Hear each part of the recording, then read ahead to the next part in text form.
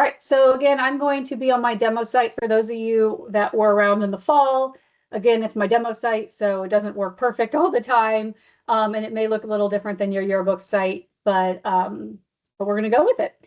And we're really going to be focusing on your portraits today. So going through your portraits, editing your portraits, flowing your portraits, customizing a portrait page. So it's all going to be around portraits. And then we're also going to share some information around marketing and your yearbook sale, because obviously you guys are spending all this time working on your yearbook. We want to make sure to sell as many as possible. And a lot of you have really just jumped into your sales right now.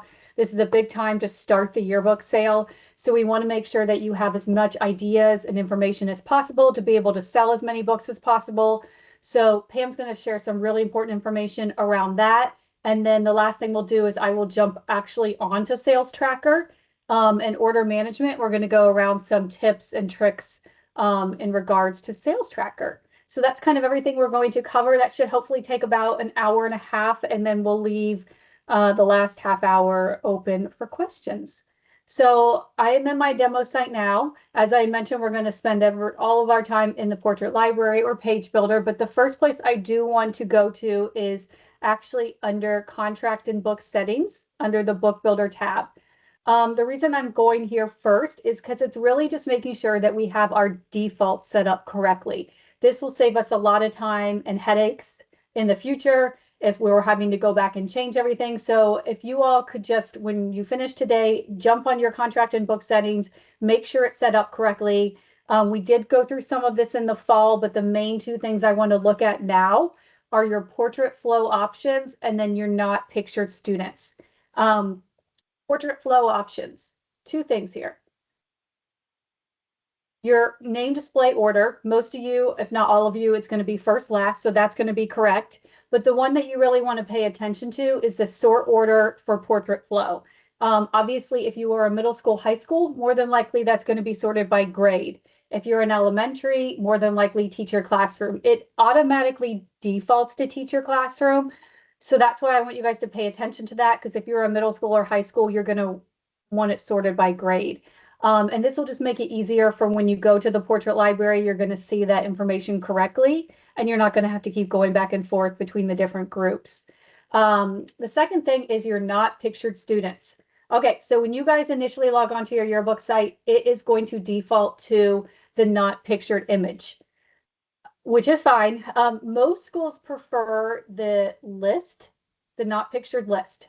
Some schools still use the not pictured image. So if you want to do the list, please make sure to change this. Reason being is once you start to flow your portraits onto the pages, you cannot change this. It's grayed out and it doesn't allow you to change. But if that has already happened, no worries. You can still change it. You just will have to spend some time unflowing your portraits, and then you can go back and make that change. So again, this will save you a little bit of time up front, so you're not having to unflow your portraits if you're wanting a different option for your not pictured students. So again, that's the not pictured students here, and we are under book builder, contract, and book settings. So that's really all I wanted to cover there. Those are two things related to your portraits, and again, two defaults that I want to make sure you guys have set up before you get started on your portraits. So from there, we're going to go directly into portrait images. So that's under your Manage Assets tab and then Portrait Images. And as always, make sure to save that information, which I did not, but you want to make sure to save that. Okay, so as that loads, just a reminder, we're on my demo site, so it's going to look a little different. Hopefully yours is just sorted by just grade or just teacher classroom. Mine has multiple options open right now. The first thing I want you guys to all do when you get into your portrait library is to check the unassigned folder. So if we click on unassigned group, because it's usually not, it's actually always not checked. So you will have to manually check that folder. Once you check that folder, it will populate under your group names, and you'll be able to click on there and see if you have any unassigned images. What that means is the data we received from the school, from you guys in the fall, there could be, you know, if there are changes, if the data, if parts of it were incorrect, if we had to change anything on picture day, every once in a while you'll have students that will show up in the unassigned. Hopefully there's only a couple, but depending on if something had changed with the original data, there could be more. So you want to click on the unassigned, because if that student is not included in their homeroom or in their grade sort, then they will not end up on a portrait page. And obviously we don't want that to happen. We send out additional communication about this throughout the year. I know I've sent it out a couple times already to my schools, but please click on that unassigned folder. So let me see if I can find it here. There it is. Okay, so my unassigned has 4 records in it. So I'm going to go ahead and click in that group. Lots of times when you go to the unassigned, you might see a couple images and then a lot of like not pictured photos. That just means that we had a record of them, but for whatever reason, we did not have an image of them. So you can see there's 3 not pictured, and then there's 1 image in there. So I will want to reach out to my school, or if I have a class list, or if I'm familiar enough with the school, I'm going to find where these images go. If I know Jane no longer goes to school there, I can just leave her image alone. If the teacher is in the wrong class, I can click on her image name, and then I can simply put her under the correct group and add her to her correct group. Normally yours is not going to look like this. This is my demo site. Normally you'll just see 1 file or 1 image under there, but I do want to make you aware that you can move those and should move those into the correct group to make sure that those images aren't missed when we flow. So that's the first thing we want to look at. So I'm going to go ahead and navigate back to the main screen. Okay, the second thing we want to do when you get into your portrait library is see if there is any miscellaneous homerooms. So if you see anything out of sorts, the easiest way to tell is if I look at my number of records, and generally all my classrooms are around 30 or 28, and then I see 1 group that has 2 images or 1 image. Again, that could be, you know, how it was entered on picture day, and we just want to make sure that that student gets in the right classroom. So just keep an eye out when you look at it, and it's pretty easy to spot if there's just a random record or 2. You want to make sure those get moved into the correct homeroom. Once that information is cleaned up and you've done your unassigned and you have moved any miscellaneous records into the correct homeroom or grade, then you are ready to start editing your portraits. There are 2 different ways really to edit portraits, and it really depends on if you're a high school, middle school, or an elementary school. A lot of my elementary schools, I strongly encourage them to have the teachers edit their classroom page. And there is an easy way to do this to get that information to them. So if you click on the teacher page, and then you go to new record, or I'm sorry, you go to export as PDF here at the top right. So we'll go ahead and do that. It will automatically download that classroom file for you. And then that way you can download the files for the classroom, either share that with the teacher or the school, or print them out. They will have to be printed out at some point. So whether you share that with the secretary and she prints them out, or you print them out at the school, I do recommend that they're printed. So then that way the teacher has a hard copy to look at, and she can take her little red pen and mark that up for you guys. Usually I recommend just giving the teachers a couple days at most to make those edits.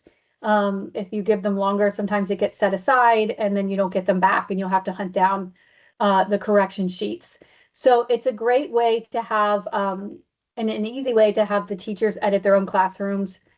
They know their classrooms the best. They know their students, so they're a wonderful resource. So if you could just have them go over and double check those, just to make sure everything is correct. With high schools and middle schools, a lot of times it would be the advisor or the secretary or the students in the class that will be editing those images, and they're just looking at the grades and getting a class list and kind of just going through to make sure that that the students are there, that they're under the correct grade before you move forward with flowing those onto the pages. So again, the data we get is from the school. But there are things that can happen in between the beginning of the school year and now that we just want to make sure that everything is correct in your portrait library. Once you guys get those changes back, once you have the teacher edits in front of you, or you're going through them at a high school level, then you can go ahead and start making the changes. So we will go through that process here now. Make sure I got everything. Okay. So we're going to be talking about editing the images, editing the records, essentially. If I click on, so I'm going to start with one of my grades or one of my classrooms. Let's say I got this classroom back. I have it in front of me. And then I'm going to go ahead and make those changes that the teacher made. For example, let's say Carter goes by a different name or a middle name. I'm simply going to click on Carter's record. And then I am going to change his name and save. If it's not letting me click into these boxes, you just have to check use a nickname instead, and then you will be able to go ahead and click in there. And then if Carter is in the wrong classroom, so let's say that he is a kindergartner and is in a different kindergarten classroom, then you would remove him from the classroom that he's in now and add him to the correct classroom or the correct group sort. Yours will look again different. You'll usually just have one other group affiliation listed, one or two, and then Carter would just have one image unless he had a retake. So some quick and easy ways to edit the name or to move the image. If in regards to the number that you guys are seeing at the top, you will either see the images here without a number or you're going to see a 2. You won't see a 3 or a 5. That's just my demo site. But you're going to see, if you see a 2, that means that they had a retake. So if you click on the image, you're going to see 2 images. It automatically defaults to the retake image. If for some reason a parent reaches out and wants the original image, you can go in there and then you can click on the other image and change it. That's no problem. And then you'll have the original image. I would not reach out, individually. It will, if they had the retake, they had it for a reason. I would go with the retake image unless you hear otherwise. We do have somewhat of a system error that we're working on right now where it is not always defaulting to the retake image. So I do want to make you guys aware of this. If you're noticing that or if you have noticed that at all, we are currently working to get this fixed in. We're hoping that it's fixed by the end of the week. It shouldn't affect you guys except unless you have already flowed your portraits. If you have already flowed your portraits, then we will send out communication and more than likely you will need to unflow those and then reflow once that fix is in place. So we are working on that, but I just wanted to give you guys a heads up in case you are seeing, I had a teacher who, her kid was there and she goes, well, this wasn't his retake image. So if you see something like that, just know that we're fixing that. And if you have any additional questions on that, just reach out to your yearbook representative and they will help you. Okay, so that is in regards to the retake pictures and then editing a record. If we are trying to move an image, so with the images, they are going to be sorted alphabetically and they will also flow alphabetically. With the staff, sometimes you have, let me go to a staff sort here. Sometimes you'll want the administration to be like the principal and assistant principal to be listed first when you flow the images. So you can manipulate that. So let me go to a staff sort here.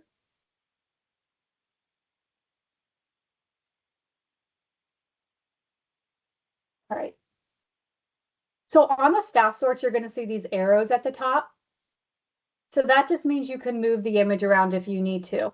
So if Mr. Smith is the principal and you want him to flow in that first spot and not alphabetically, you can simply use this arrow and then just move him over.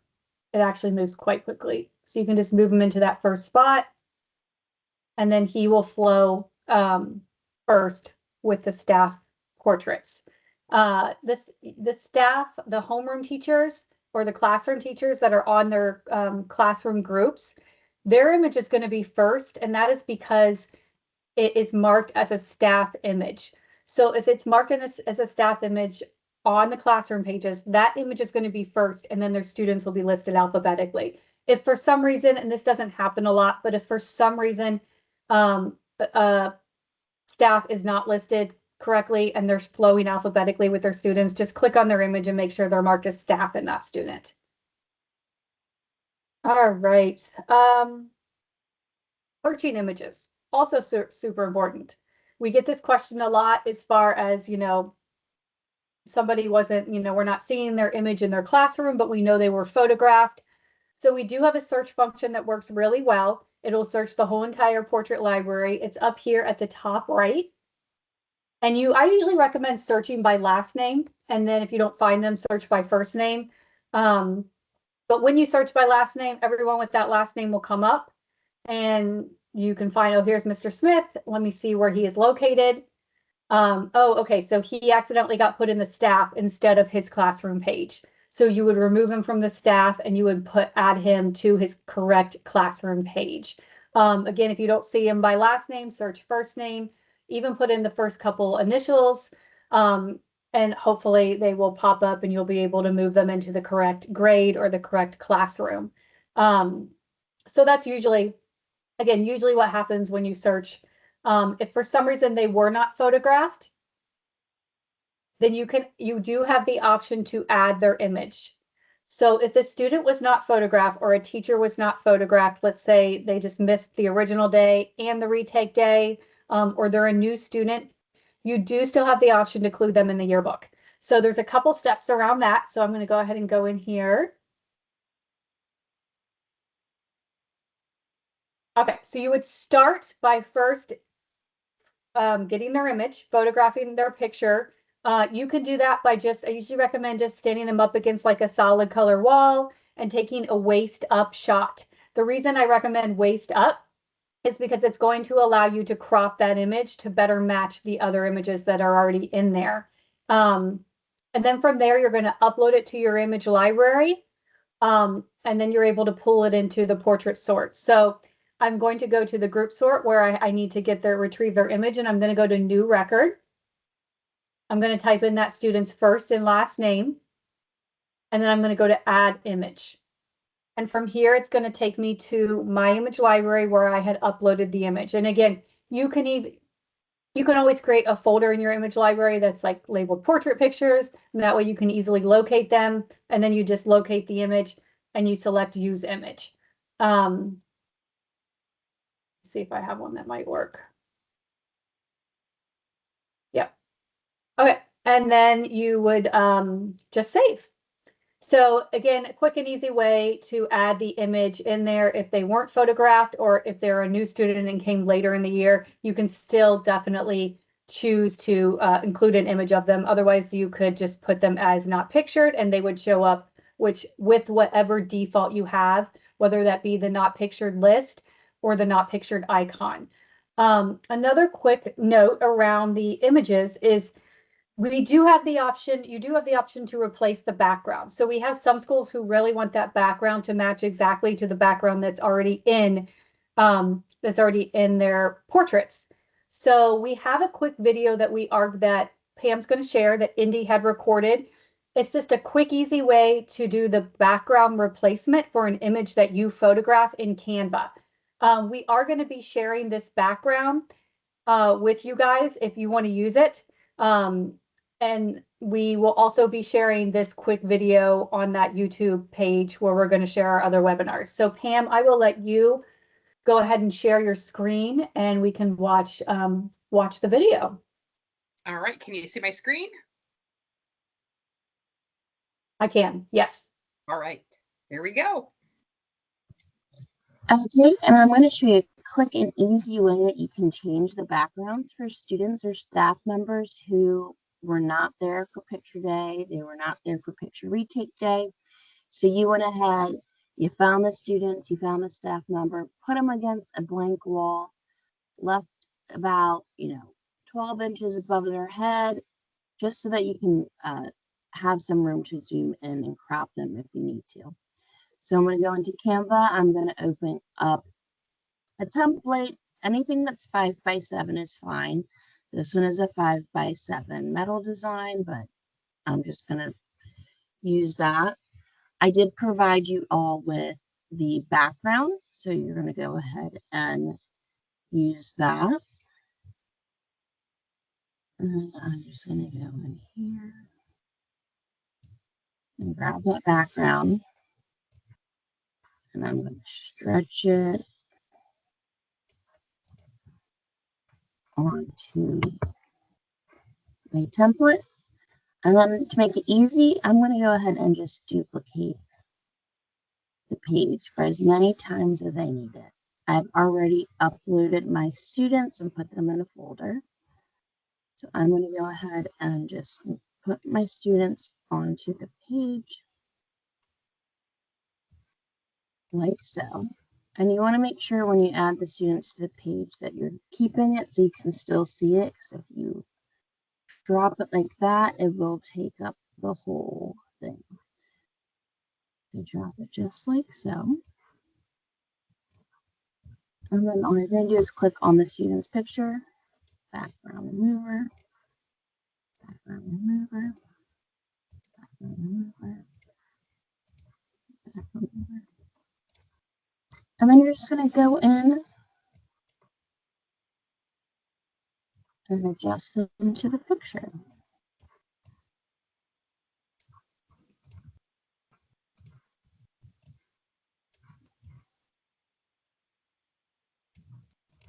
And again, these aren't perfect. This isn't Photoshop, but this is going to be much better than having them stick out compared to everybody else with a different background.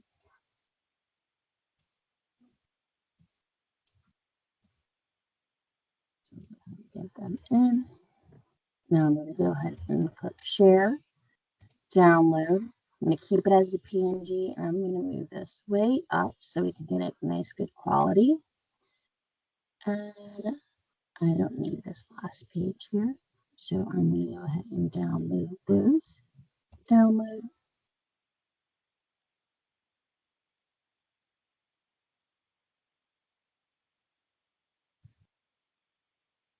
This takes well. Now in the Yearbook app, I already have it open. This is the classroom that I know those students belong in. Now for this example, these students have never been to the school before. So they're brand new. They missed picture day. They weren't here for retake day. They transferred halfway through the school year. So they are a new record, meaning we have nothing on file for them from before. So I'm going to go ahead and enter information. I'm going to click add image. I'm going to upload.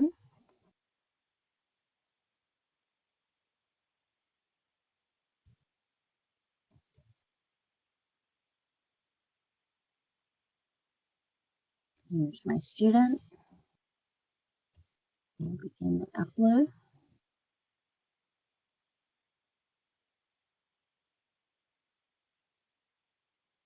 Click use the image.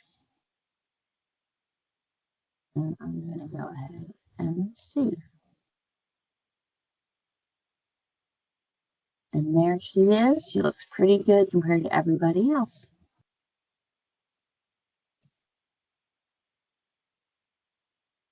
All right, perfect.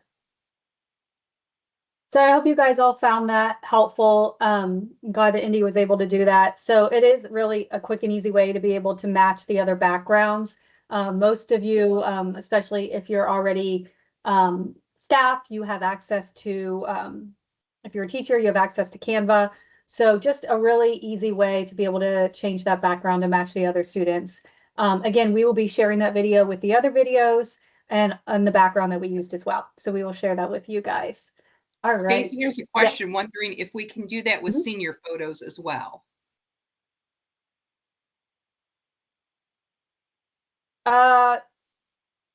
Yes. I mean, I don't see why not. If you had, I mean, it really depends on, I mean, if the student was photographed, if you have if you work with a particular, like with prestige photos, but I believe so. And do you have any objection to that? I don't know. No. And we will be sharing. We tried to do it on here. We do have the gray upload that was used. We just couldn't attach it to the chat for some reason. So we're going to try to do that again. And Canva is free to anybody who, Canva Pro is free to anyone who has like teachers, staff, yearbook staff, teachers, students, as long as you've got an email that is linked, I believe, to a school, then you should be able to get Canva for free. There's regular Canva, which is free for everybody.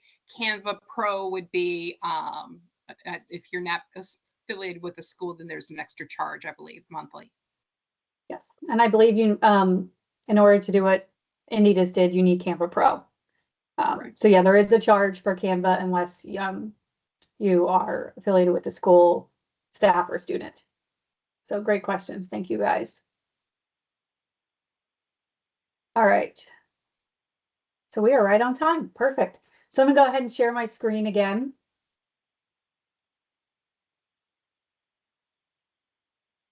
All right. So that is, from here, we're going to navigate out of your portrait library to Page Builder, where we're going to go through how to apply these edited images to the pages and how to customize a portrait template.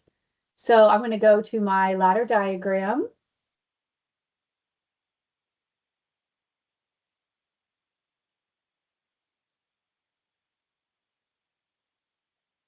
Make sure I'm sharing, I believe, yes.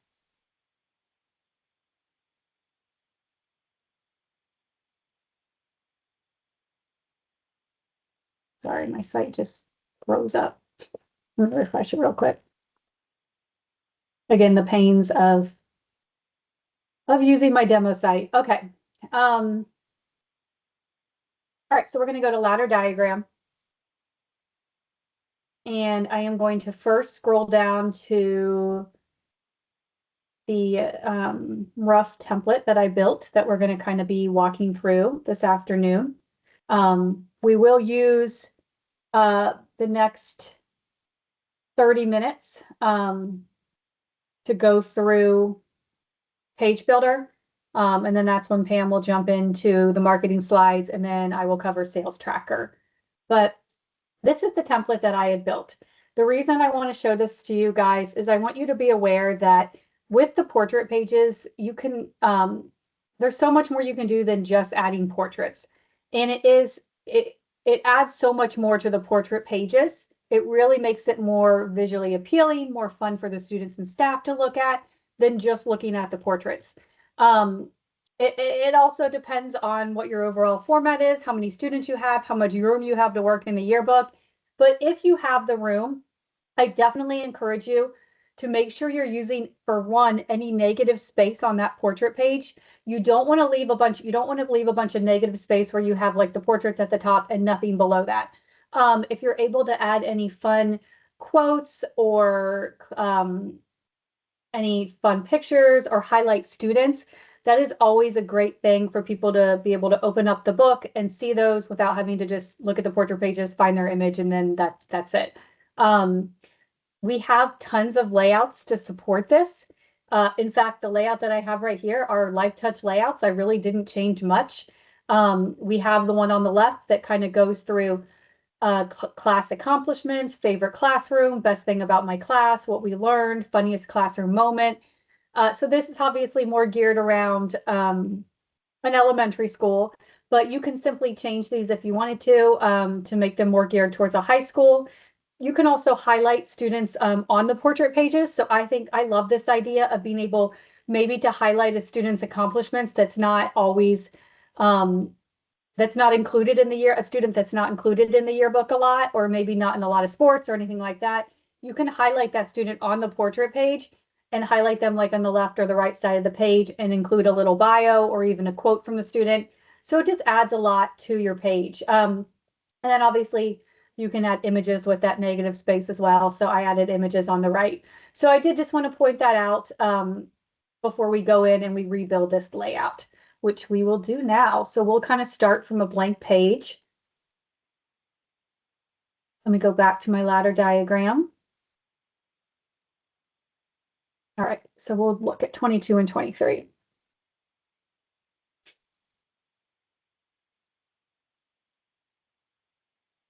All right, so as we had mentioned in the fall, and for those of you who are on or who have been working on the website, there's a couple different ways you can add a portrait or activity template to your page. You can do that via the ladder diagram. And then when you come into Page Builder, which is where we are now, you're going to see that template, or you can drag that template directly into Page Builder. You can change it in Page Builder if you didn't like it. So again, nothing in this program is set in stone until you submit. So know that you can change everything, anything if you made a mistake. You can change out the layout, change out the theme. So I'm going to go ahead and start with, I'm going to go to my layouts. Now, obviously, we're just looking at the portrait layouts today. And one thing I want to point out when selecting the layout is you can see the layouts are listed under portrait layout, or so P100, P101, P102, but you're going to notice that there are two versions of the layout listed underneath the portrait layouts. One has a B after it and one does not. The B stands for border. So it just means that if you are going to use a border, or you plan to use a border around your page, then you are going to want to use a layout that allows enough room for that. So again, we don't see borders a ton. They're not as popular anymore, but we do still have schools that use them for portrait pages or for sports pages. So if you are going to use a border, please make sure to select the layout that allows a little more room for that. So I am going to use layout 138. Let me scroll down to that. So obviously you can mix and match layouts, which is exactly what I'm doing here. So I'm going to use layout 138 on the left, and I'm going to use layout 121 on the right.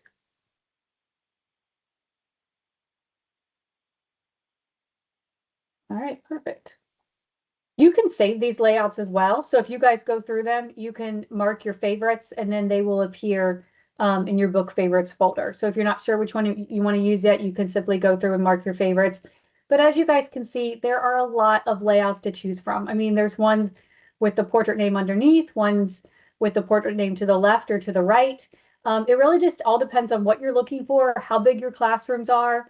Obviously, the ones with the portrait names underneath take up a little more space. So if you have a larger student body, larger classrooms, larger grade sorts, then you might want to look at the names to the left and the right, and that will allow, so you're not using up so many pages.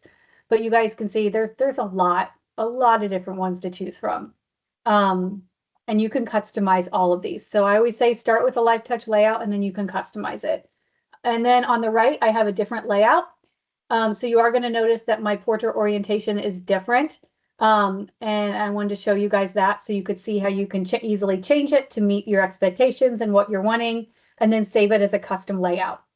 So when you're looking at the portraits, you will notice that they are all head size A, which means they are the smallest head size when you drag them on the page.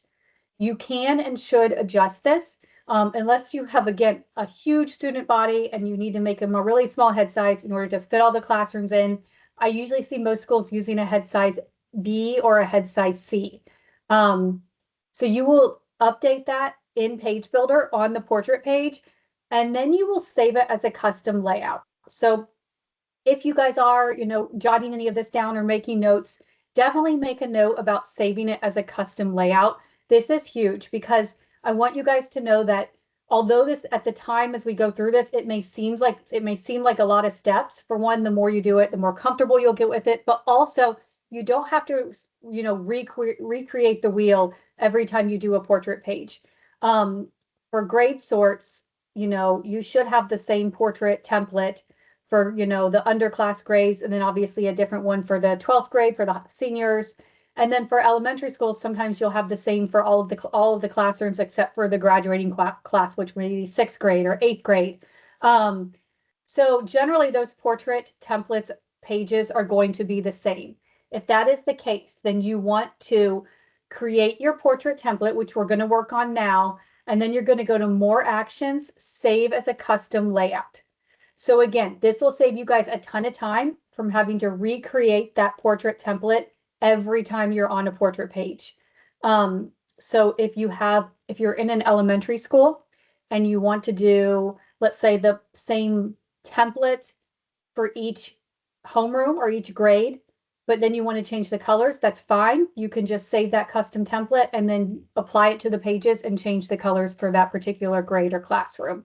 So looking into that, we're going to go ahead and go through how we make some of these changes to the portrait pages. All right, so right now I'm looking at the left side page and I'm trying to determine how many portrait boxes I need.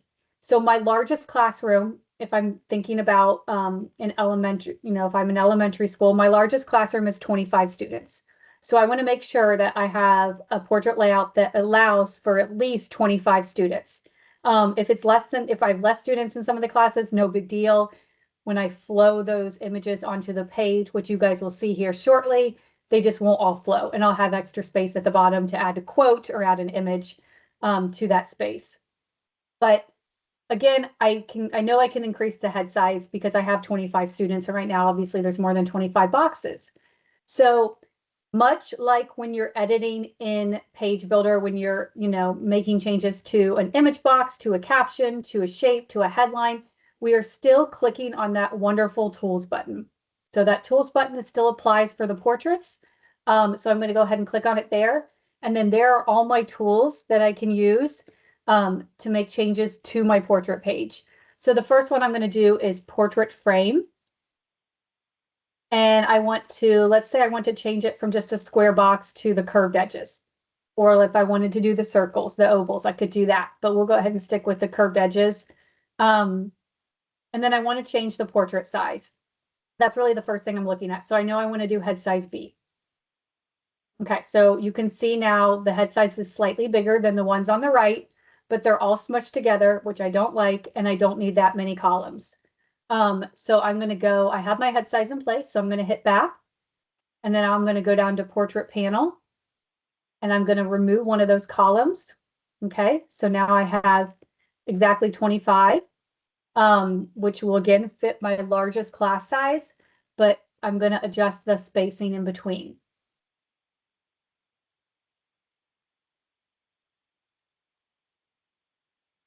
All right, so that looks much better. So I'm going to move that over. All right, much better. And I'm going to click back on my tools button. I'm going to go to name, font, and color. It almost always defaults to 7.5 for the font size. I recommend increasing it to at least 8.5 to 9.5. I'm going to do 8.5 in this case. I just think 7.5 is kind of small. But then you can keep the font because we do want to make sure that, we're not using any crazy font that people can't read the names because those are smaller. All right, name placement. Right now it's under. Obviously, we could change it if we wanted to left or right, but we don't want to do that in this case.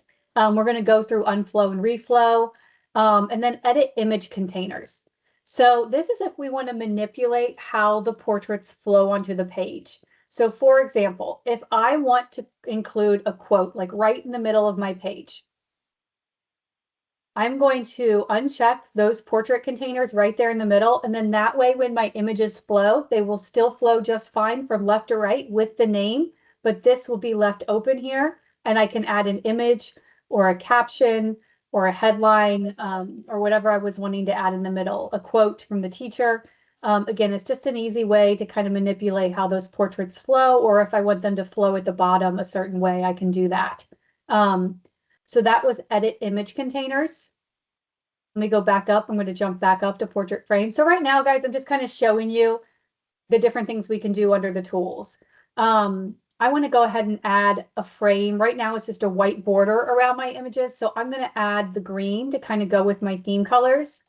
And then I'm going to change that thickness to 2 to go ahead and lighten up that border a little bit.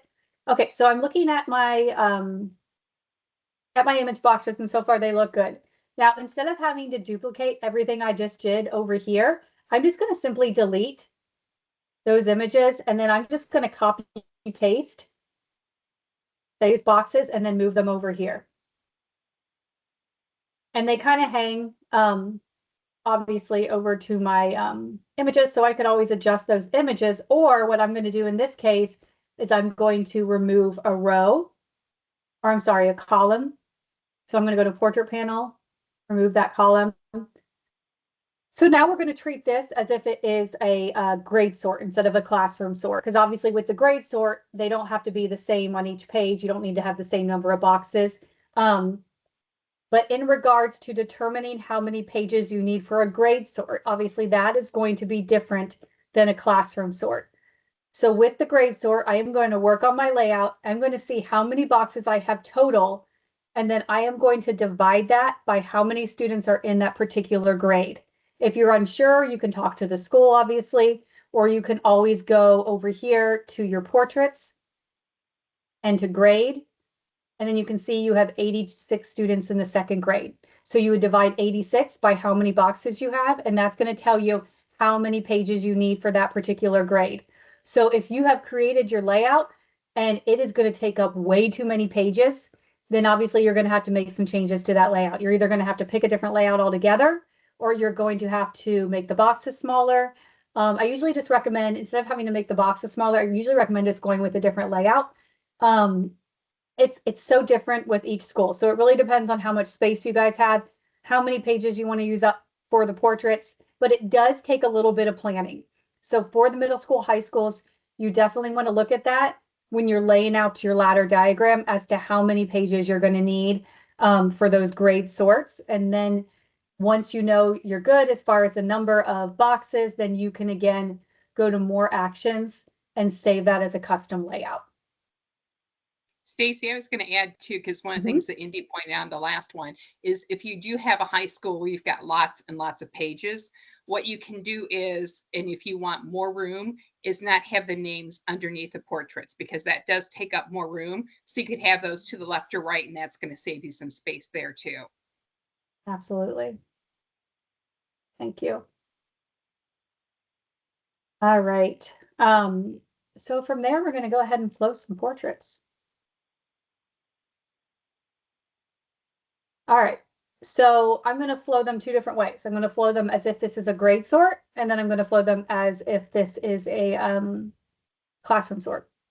Now, this is probably the easiest part of the whole entire process that we went through so far today, and that's why it's so crucial that you guys edit your portrait library first and then get your templates in place first before you start flowing your portraits. It will make it so much easier, and you won't be having to go back and forth and making a bunch of changes in your portrait library after you have already flowed your portraits. So that's why we do recommend following it in these steps. Again, if you need to unflow, that's an easy process too, which I'll show you here in just a moment. So we're going to look at the grade sort first. And we're going to go ahead and we're going to go down to, we're going to pretend this doesn't say kindergarten, but the number of images worked. So I'm going to go ahead and take that data and I'm going to drop it right on the page. And now a screen's going to pop up and it's going to ask me to confirm, are you wanting these images to flow on page 22 and 23? Yes.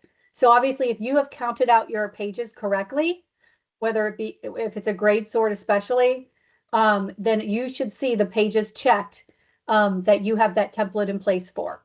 So it could be, depending on how big your grade is, it could be pages 22 through 42. It just depends on how you lay that out. But if that looks correct, then you're going to go ahead and hit continue, and then it will flow without issue to those pages from left to right, and then from left to right page with their names. So that process is really easy. Now, if we do need to make any changes to the layout itself, we have to unflow the grade sorts. And the reason is that with the classroom layouts, you can make changes, which we'll see in just a moment. You can make changes to that individual page because it's only that layout, that portrait panel only applies to that page. With the grade sorts, it applies to multiple pages. So that's why the program wants you, if I'm going to go in here and be like, you know what, I really want to change that border color. I really want to change the size. It is going to ask me to unflow. Not a problem. I can do that. It unflows quite quickly. And now I can go through and make those edits or those changes that I want to that layout. Now, flowing a classroom. Same process. I'm going to go find my classroom. Miss Sawyer's classroom, and then I'm going to drop her onto her page. And there she is. There is her classroom. Now, if I wanted to make any changes to this class, let's say I want to change the border or something like that, I can do that directly on the page without having to unflow. If I click on tools now, it is going to allow me to manipulate that template. If I do need to make any changes, let's say we have a student that comes late to the school, but you want to include their image. Absolutely add their image into the portrait library following the steps that we went through. But once you add their image, and again, if you're taking notes, make sure to take this one. This is crucial. Make sure that you come back to that page and reflow. Now, it will give you a warning in Page Builder when you make, after you have flowed a page, if you make any changes in Page Builder, it's going to say, this page has already been flowed. Please make sure to reflow to apply the changes. So what that looks like is I am simply going to the page. I'm going to my tools button. I'm going to reflow, unflow, and I'm going to reflow that page to apply the changes.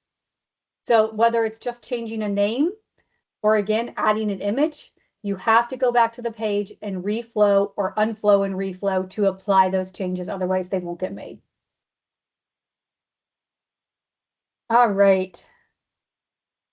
Oh, and the last thing I want to show you guys before Pam takes over is adding a teacher to an image box. So it really just depends on what template you select. And let me show you what I'm talking about here. Navigate to that.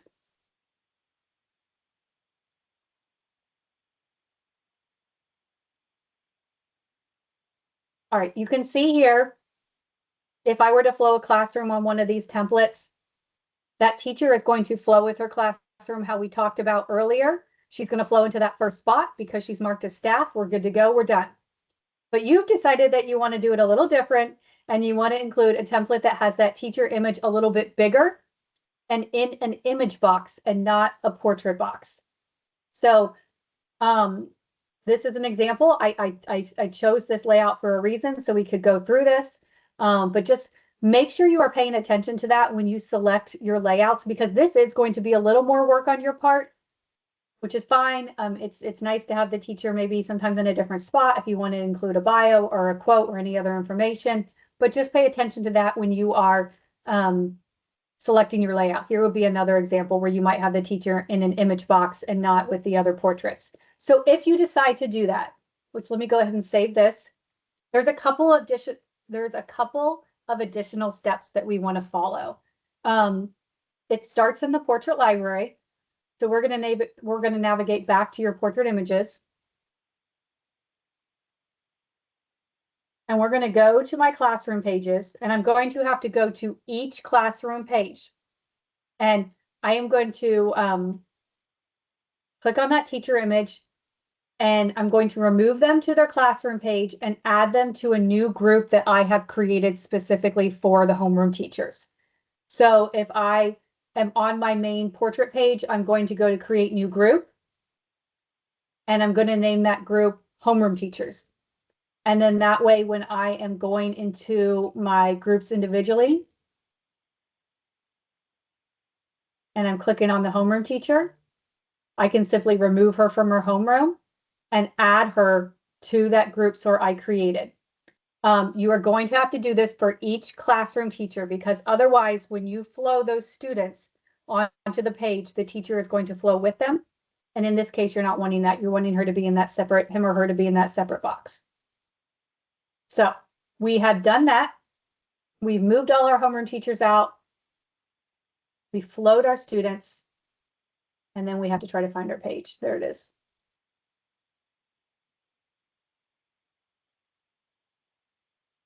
All right, perfect. So we flowed our students. Now we just need to add our teacher onto the page. So I'm still going to go to portrait images. I'm going to go to that created group. We'll pretend like this says homeroom teachers.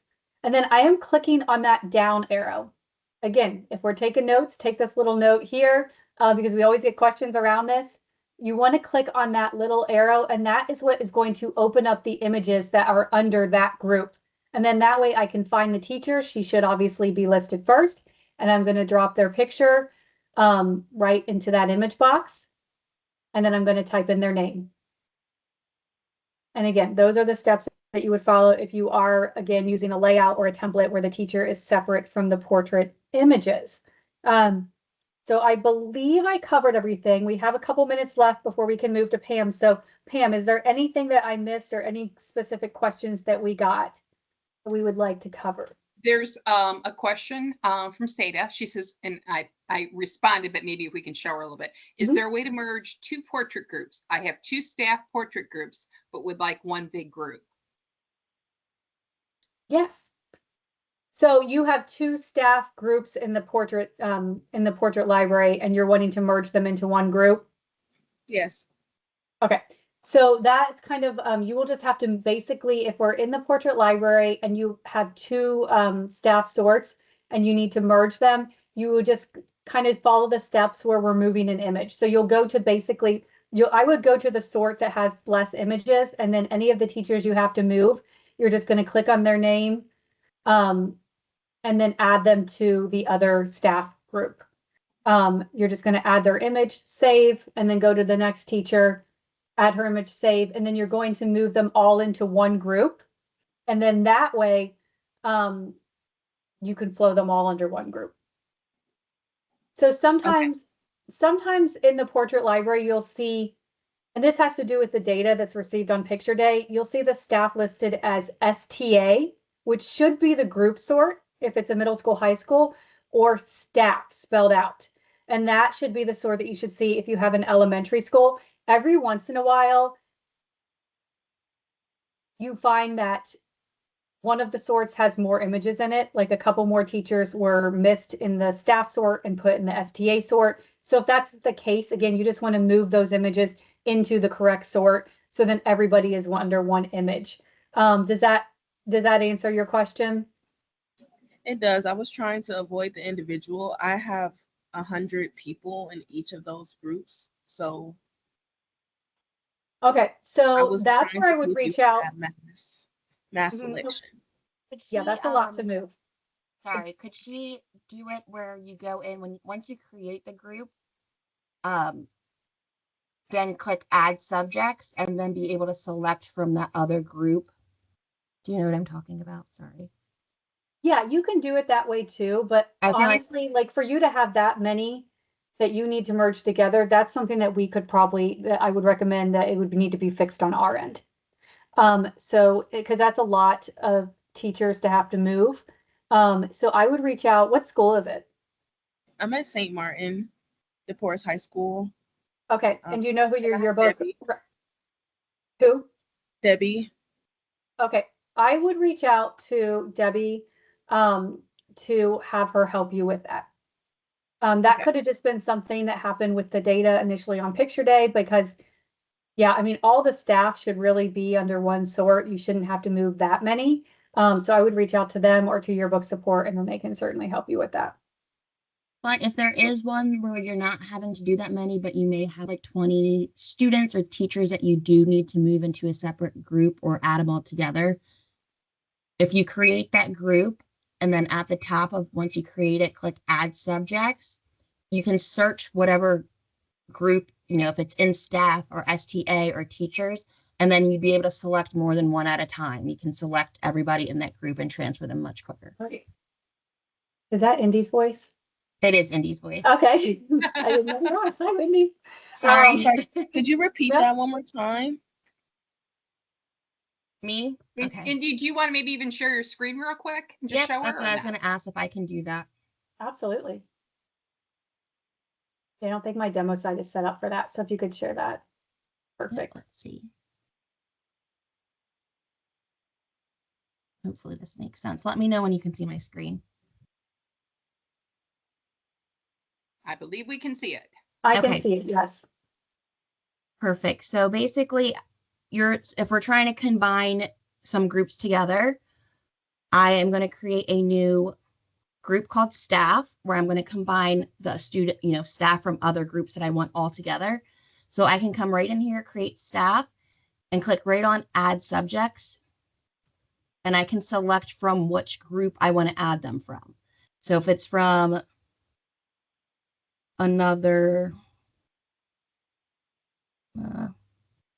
staff members, and these are all the ones that I want to add together, I can go right through here and select them all, add to group, and now they're a part of that group. And then I can continue to do that with other people that I need to add to the group.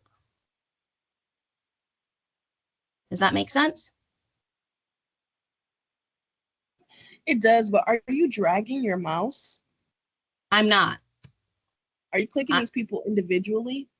Correct. So I'm going to figure out what group they're in. Try something else. And I'm just selecting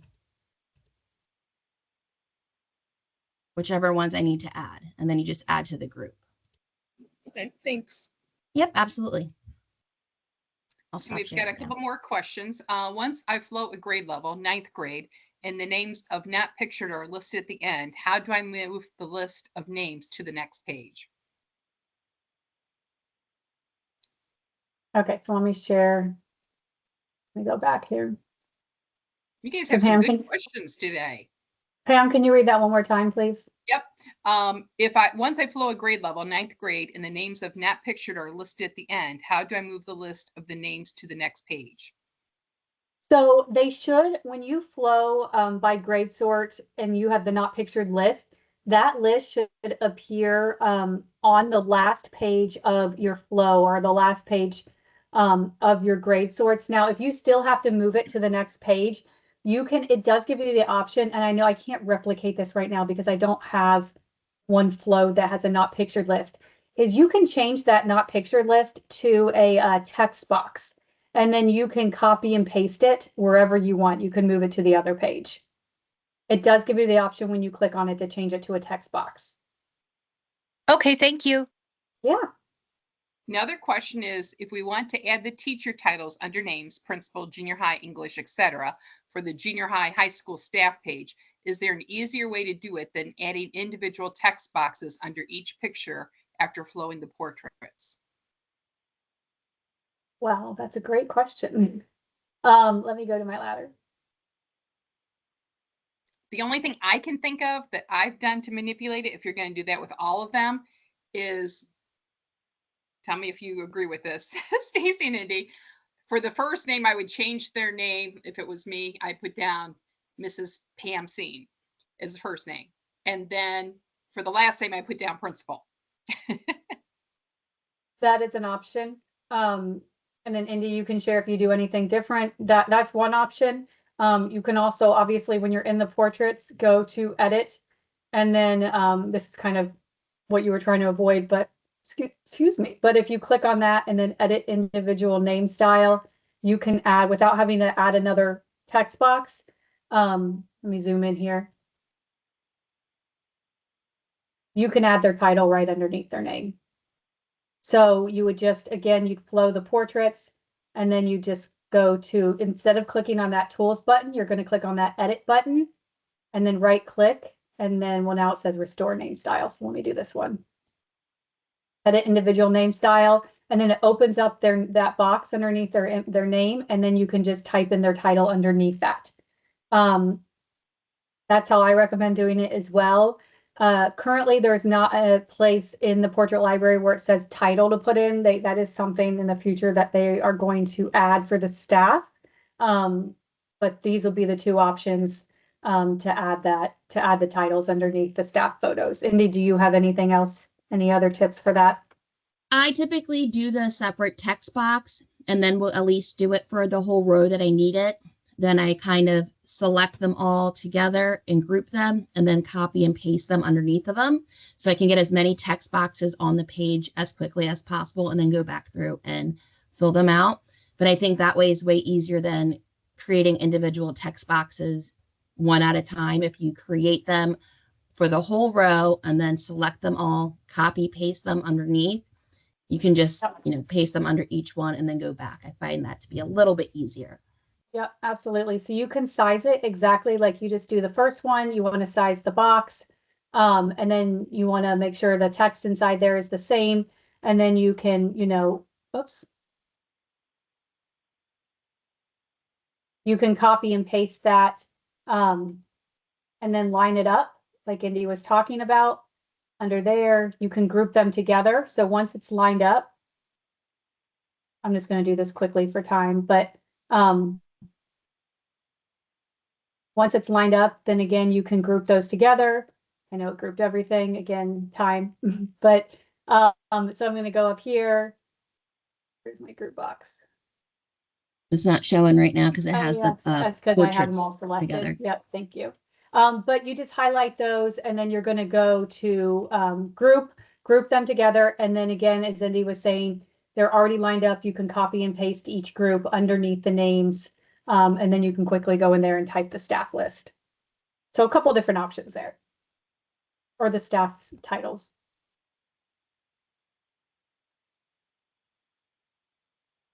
All right, any other questions before we move on to some ideas around sales?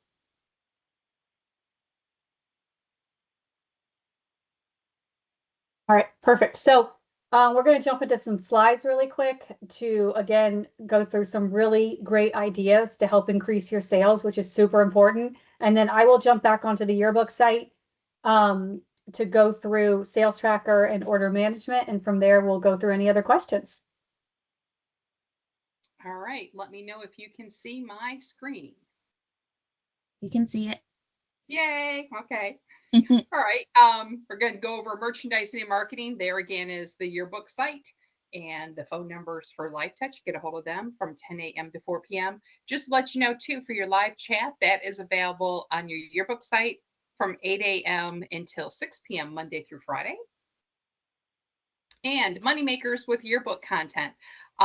This is a great way for you to be able to add extra funds. A lot of times people want to maybe add more pages. We just had a school that had wanted to do that for their Catholic school. They're like, you know what? We have a spring delivery. And the only thing is we're not having all those fun things afterwards. So we're not getting all the things that happen within our Catholic school, like May crowning and 8th grade graduation, first communion, confirmation, everything. So now they're like, we want to do a summer delivery. And what we'd also like to do is be able to add some more pages to it. So this is a way that a lot of times schools will do that, to be able to add additional pages. And those can be used for not only adding extra pages, but also if you want to do an original design cover, and just check with your yearbook specialist on that. Some different ideas: candygrams, casual day, love lines, bear hugs, memory messages, and shout outs. And a lot of that we had covered on our call back in the fall. Also ads for the last grade at your school: 5th grade, maybe for those intermediate schools, 8th grade for the elementary schools, or maybe for the seniors. At the bottom of your individual pages, sponsored by, with business names. I'll show you some samples of that. That's a great way to be able to add things that you don't have to add additional pages for those ads, or even for those bear hugs and love lines and shout outs. You've also got the option to be able to do business and patron ads, and those you can do in 1/8, quarter, half page, and full page as well. And some different fundraising ideas for you. Of course, Valentine's Day is right around the corner. So maybe even have your upperclassmen maybe sell a Valentine's card, carnation, or candy, and be able to use those as like a candygram going on. Maybe do a movie night or trivia night. Casual day. This is always popular for those schools that wear uniforms. Everyone wants to get on casual days, especially your teachers. And again, that money you can use for additional pages or to upgrade the yearbook cover. And patron ads, senior ads, shows you some examples over here of different ones that you can do. And all of these can also be set up within your yearbook site as well, and also be able to be set up within YB Pay, so the parents can place their orders right online. Sponsor a page. That's great for businesses, clubs, groups, organizations, parents, grandparents, staff, and alumni. So you see right over here, it was their FFA that went ahead and sponsored that page. So again, more revenue coming in that you can use for extra things, or even do something special for your yearbook class. Who hasn't placed an order yet? That's who we want to target in on. So a couple different ways you can find that. Right on your yearbook site, you've got your sales tracker. Under order management, you can view order list and only show records with orders. So you can see it right over here. And what you can do is click on the box that shows only show orders, records with orders. Those will be right there. You can then export it. I suggest to export it as a CSV because that way it's going to download as an Excel file and you can sort it any way you want. So if you want to do it by teacher, by grade, or whatever, those are going to be right there available for you by doing it in an Excel format. And I know it might be so 2015, but using FOMO, fear of missing out, to promote your yearbook, especially if you sold out last year. How about having your staff create a video? I've got a couple schools that have been doing this and having a ball with it. They get their yearbook staff involved, they get their upperclassmen. So if it's 8th grade, if it's a 6th grade or whatever, or what about even some of those kindergartners? Who could resist those kindergartners? So go ahead and maybe create a video, and then you can even share it with a QR code. Order your yearbook now. Use some different, little teasers for them. So show them what the yearbook cover looks like, some different spreads, some candid images to just give them a sneak peek and get the buzz going on campus. And we've also got different vouchers that you can do. And again, Valentine's Day, great way to be able to, for the love of your life, and aren't all the kids are loves, right? A little treat for someone sweet. So you can go ahead and create different vouchers. And a lot of these things you can do right on Canva, can't you, Indy? Yes, yes, We yes, love yes. to do these promotional things on Canva. It's fun. And all I want for Valentine's Day is a yearbook. Go ahead and put your QR code on there. This one I've got on there is for the general one for LifeTouch YB Pay. But if you want to, you can also do one for your individual yearbook ordering site for your individual schools. Gift certificates, you can create those. What a great gift to get someone. And different marketing ideas, social media, sneak peeks, pages by creating those QR codes to show samples, handmade posters and buttons. Little things that say, did you order your yearbook yet? And put the QR code right on there. Letting people know how many times they're in the yearbook. I know as a parent, if I knew that my kiddo was just in there once, and that was a picture they had taken in the fall, I've already got the 8x10 on my wall. So instead, I want to know what other pictures are they in. So it's really helpful to know that. They're going to want to buy a book if they know that their student is in there as many times as possible.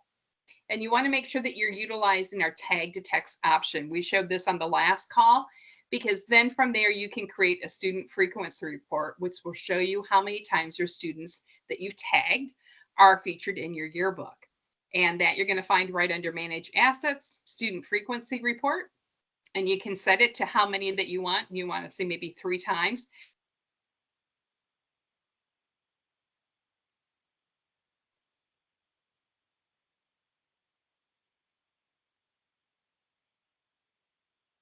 Sam, are you still there? Okay, I was like, did my computer freeze? Just go ahead. What's that? We lost Okay, you for a little bit. Yeah, we lost you for a sec. Oh, did you lose me? Yeah, but you're back. We're good. You got me back?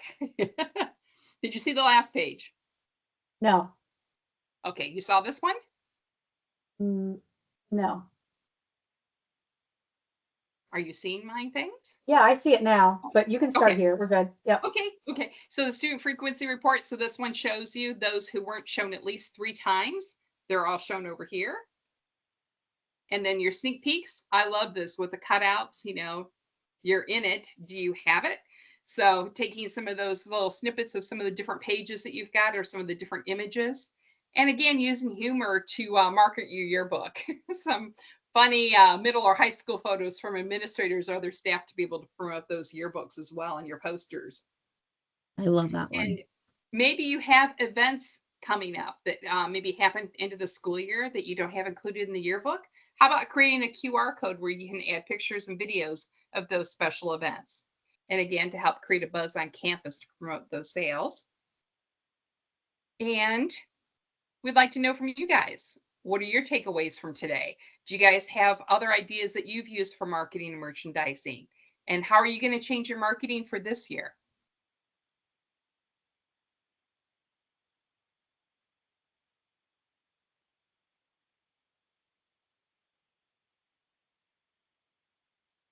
I'm done with my part here, guys.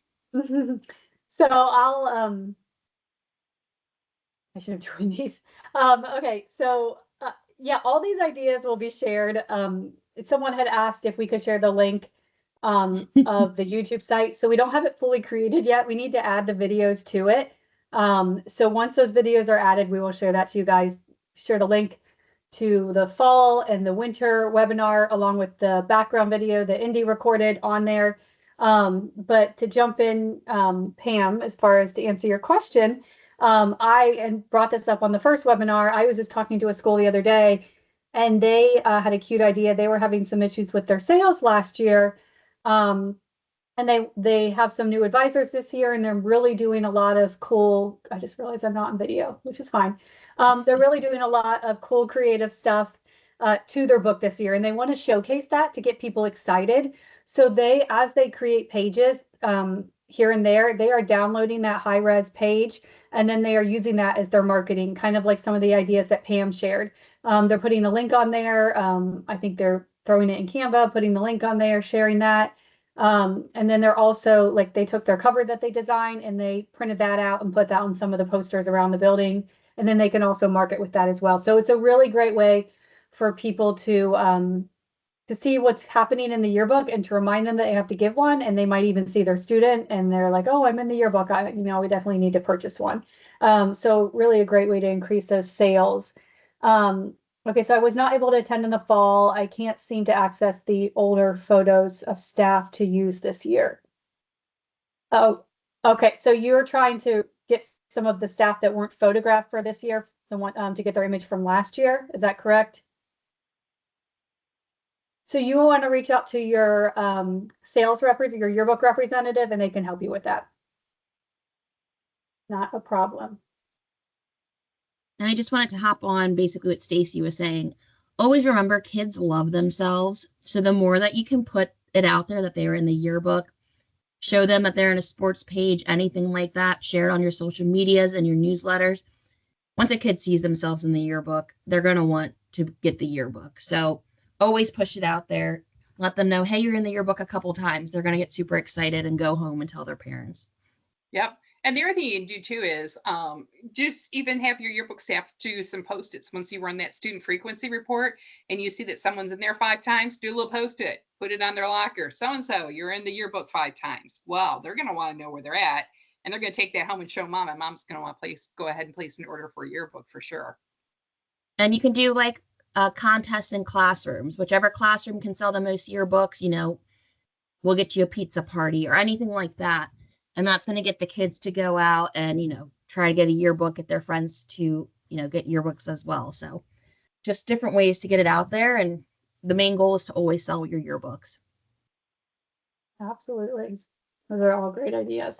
And again, if you guys have anything that you guys have done at your school, feel free to share that on the chat so other people can see those ideas. We've definitely gotten some really creative ideas, and a lot of the majority of the ideas we've gotten have come from you guys. So definitely share those. And then we'll go ahead and move forward. And again, if you guys have any questions, we have this last section right here, and then we can cover those towards at the end of the webinar. All right, so the last thing we're going to do really just kind of goes over what we were just talking about with the sales. So it's kind of an easy transition into sales tracker. I want y'all to look at your sales tracker when we get off this call. You want to go to set up pricing, and I want you to just take a look and make sure everything is set up correctly. I do get a lot of questions around this, and a lot of people that aren't even aware that they can see this information in their website. I'm actually going to quickly go to another school because obviously my demo site's not showing that information.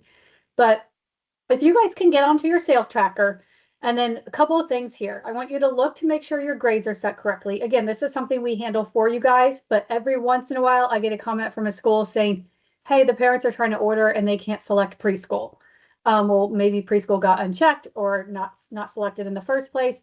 So you guys can quickly select that, and then you can control that information that's getting out to the parents, because this is directly linked with your online ordering process, the ybpay.lifetouch.com.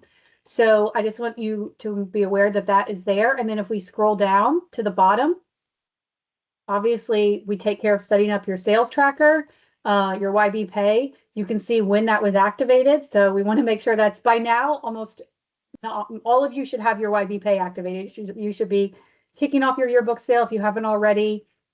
promoting that sale, sharing marketing, ideas and pieces, but making sure obviously that YB Pay is activated. You can see that date on there.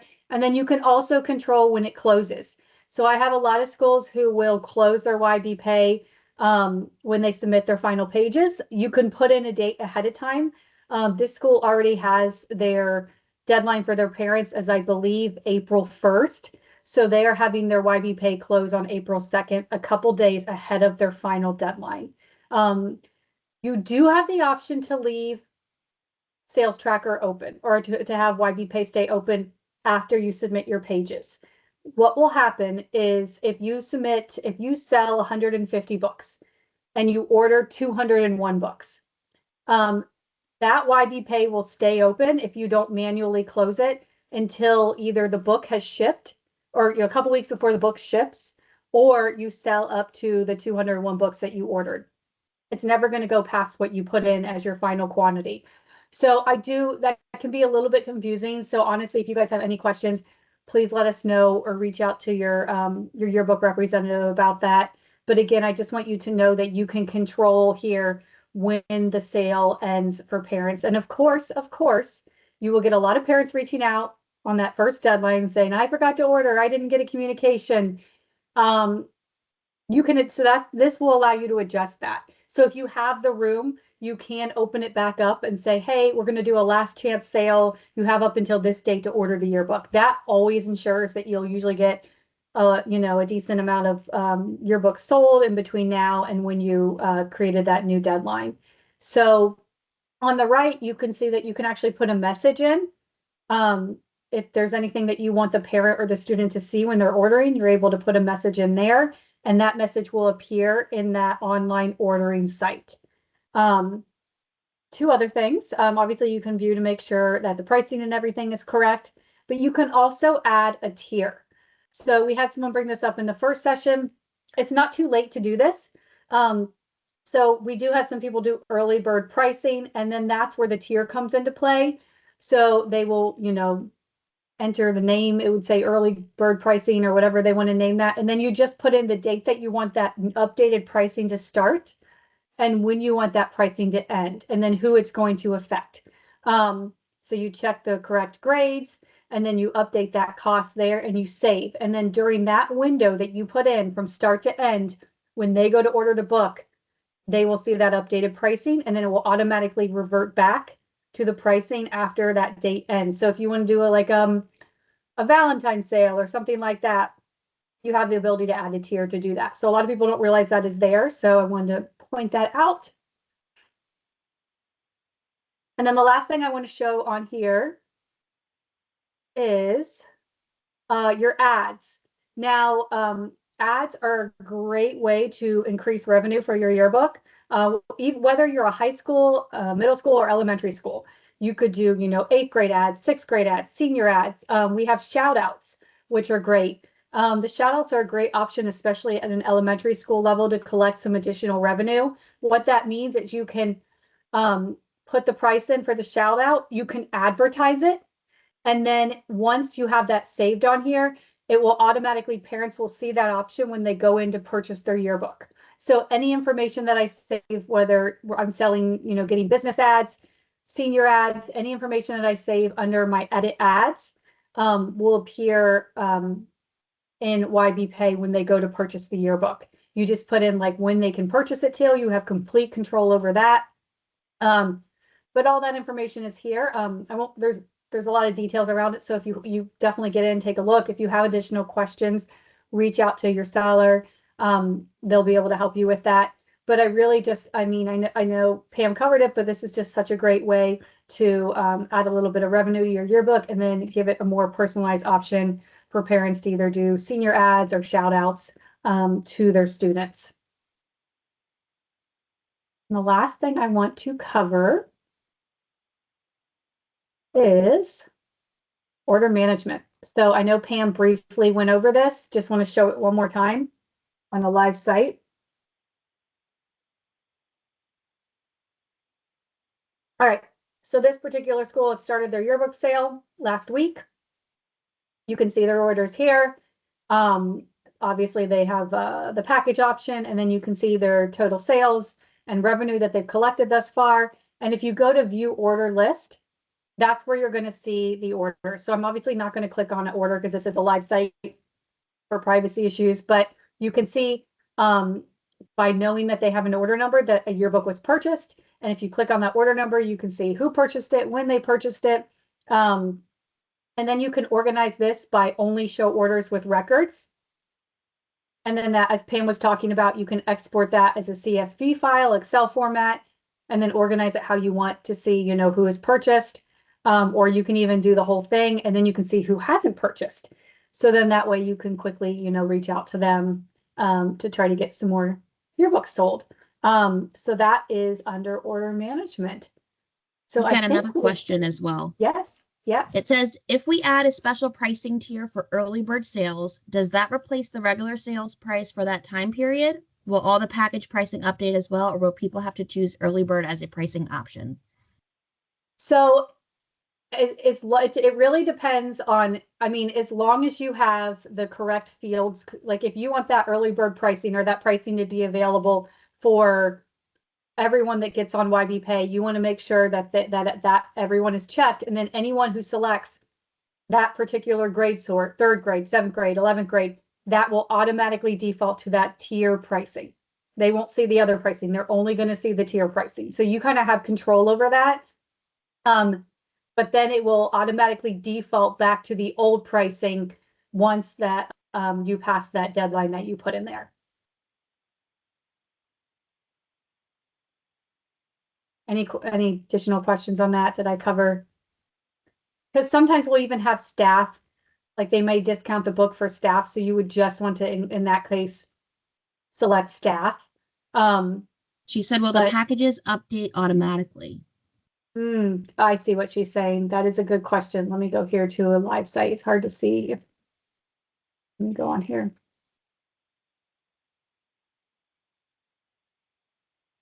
Yes, I don't want to change this because it is a live site, but yeah, I believe if you change this yearbook price here, it will automatically update the packaging prices to the new tier pricing. And then it will revert back to the original price after that deadline ends. If for some reason it doesn't, definitely reach out and we can walk you through it, but it should update.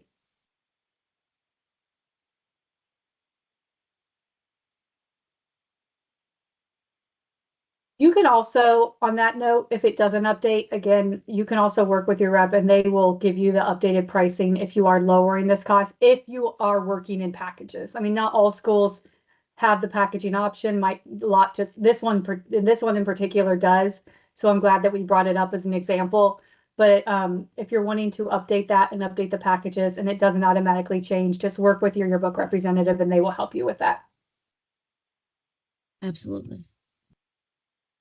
Anything else? Anything in regards to anything that we covered while I have the site up, or we can go through anything in regards to the sales or sales tracker. These are all great questions, though. Thank you, guys. So Kelly said it doesn't auto update. You'll have to do some math to change the prices. Thank you, Kelly. So then I would recommend reaching out to your yearbook representative, and they'll be able to help you with the packaging pricing. So that won't be all of you, but it'll just be anyone that's working with packages. Thanks, Kelly, for testing that.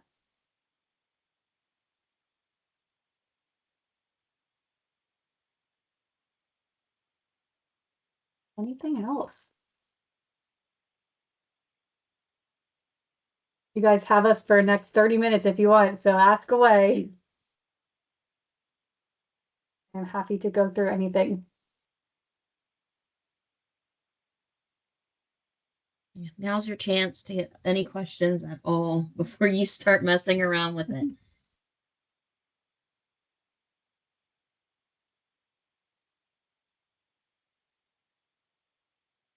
And I was just Right. going to add Yeah, too, go ahead. if you haven't already, and if you have a yearbook staff, I definitely suggest to set up what they call planning pages, or what I call practice pages, because it's a great way for them to be able to get in there, fiddle around with the site a little bit, and you don't have to worry about them messing up some of your pages on the ladder diagram. And if you create something phenomenal on a planning page, the fun thing about that is you can save it as a custom layout, and then you can still import that right into your ladder diagram. The only thing you can't do on the planning pages is you can't flow in any of your classrooms or your staff pictures, portraits, which you wouldn't want to do anyway. But just, I know that that's been a great tool to be able to let your staff get in there and get creative. Absolutely. And I pulled that up here. If you guys can still see my screen under book builder, contract and book settings, and then planning pages here.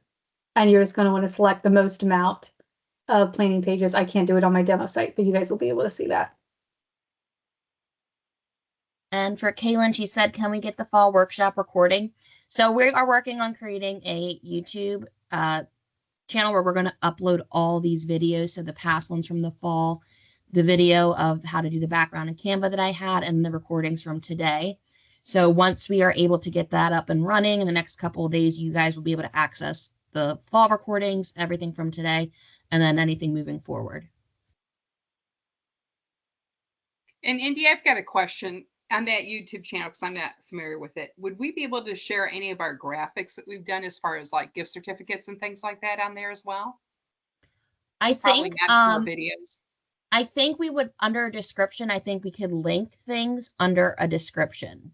Okay. So I think if we, you know, have the Canva link or things like that, that we can link it directly. And it will be private, so you guys would have to access the link. So we'll give it to you directly. So it won't be something that you can just go on YouTube and, you know, search on YouTube. We'll make sure that you guys have full access to it. Yeah, I was thinking that that would be helpful for some of the newsletters that we've put out too. If they've got one spot that they can find some of that communication from us, that would be really helpful, I think. Absolutely.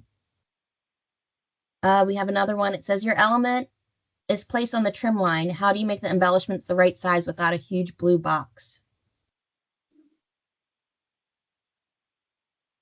Let me see if I'm understanding. Are you speaking in regards to Page Builder on the Live Touch site or in Canva when you change the background?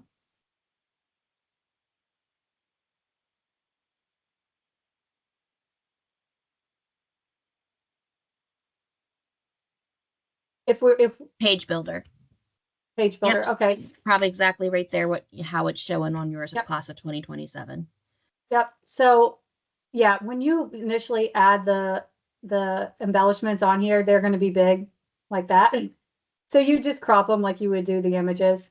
So I would just crop this down like that, and then you can even double click on it, hit fit, so it'll fit it exactly in that box.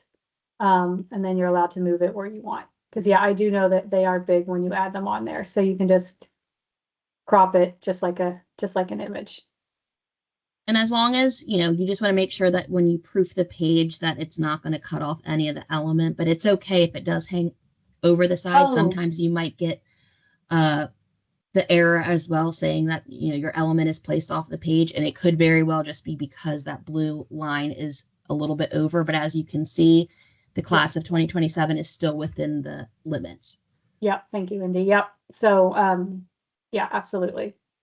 As long as you can see that it's fine on your end, there's that warning. I was trying to get that to pop up here. It's going to give you that warning if you have, like Indy said, any of even if the element isn't over, if part of that box is over, it's going to give you that warning, which again, as long as that element is pasted within, is added within the appropriate space, then you will be fine. And speaking of that, again, you want to make sure that the cropping is the yellow. So that is where the page can be cropped when it goes into production. So that's, and then the light pink that you see there is kind of like the warning to just not put any critical elements in that space. So no text or faces like right along here, because you just don't want to put any critical elements, because there is a chance it could be slightly cropped different. But the yellow is where that page is generally cropped. And then related question, is there a way to turn off the warnings about things being on a trim line? I purposely have things going off the page, and it's annoying having those pop up constantly. I agree, but we don't, not for, as far as I know, we don't have anything, but it is something that is, it can be crucial because there is times where schools have missed those things because they're just constantly used to just pressing the exit, get it out my way, get it out my way. And then we look back on it and, they did get the alert on it, but they just ignored it. But I understand because especially when you're doing things on purpose and dragging things off to kind of go off the page, it is a lot, but Yeah. it does save a lot of schools. Yeah. Stacey, you may want to just show how you can do that preview or even the PDF proof so they can kind of see that. So if they've got in question, wow, is it going off of it or not? That might be helpful. Right. Yeah, absolutely. So yeah, and this is an example, like a lot of times I will, you'll purposely have a box that you want to bleed off the page, but it's going to give you that warning. This is something that you just kind of have to deal with it, and but you can, again, if you go to your proof, you can always double check and you can see that page trim line there. I didn't save that, so that's why it's not pulled off, but you'll see the trim markers where the page is going to be trimmed. And so you'll know if you have any critical elements that could possibly be cut off. Great question. And the Thank other thing you may want to show them, I know we did last time around, but if they weren't on the call, how they can turn off if the grids absolutely drive them nuts. They can turn it off. Like me, yeah. Yep. So if you go to guides and grids, you can uncheck show grid and you can see the difference there. Looks so much better. And also under more actions, there is a spell check under there for you guys too. There it is.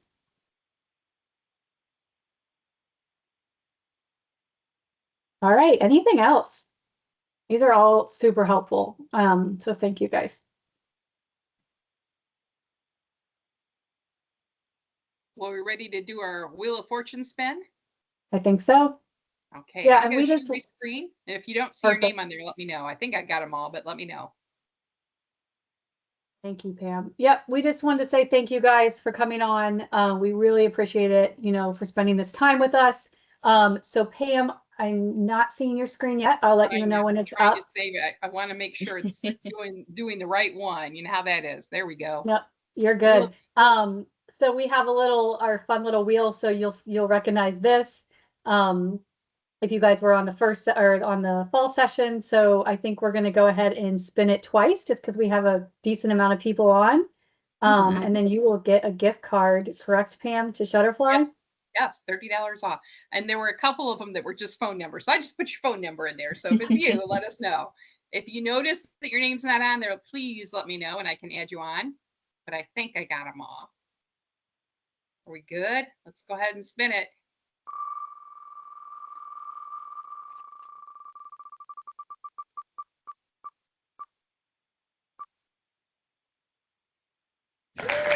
Mary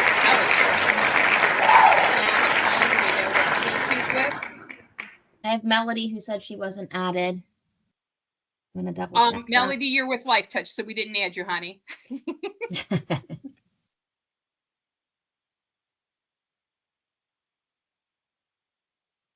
Maybe we can look up on our list, Stacy, and see if we can figure out then who Mary belongs to.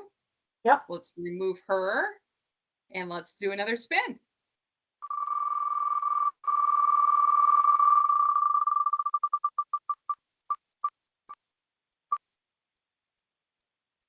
Stacy Tober.